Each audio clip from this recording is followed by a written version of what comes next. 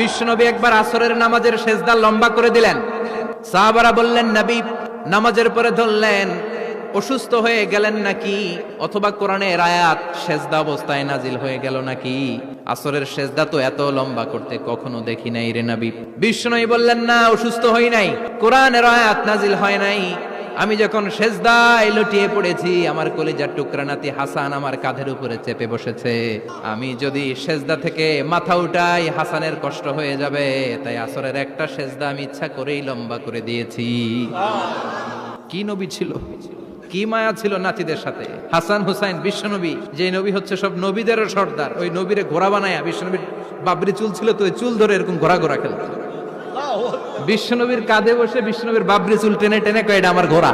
হাসান হুসাইনের গায়ের এমন কোন জায়গা নাই যে জায়গায় বিশ্বনবী চুমা দেয় নাই। আর বলতেন, রাইহানা চাইনি ফিদ দুনিয়া, হাসান আর হুসাইন হলো আমার দুনিয়ার সুগন্ধি।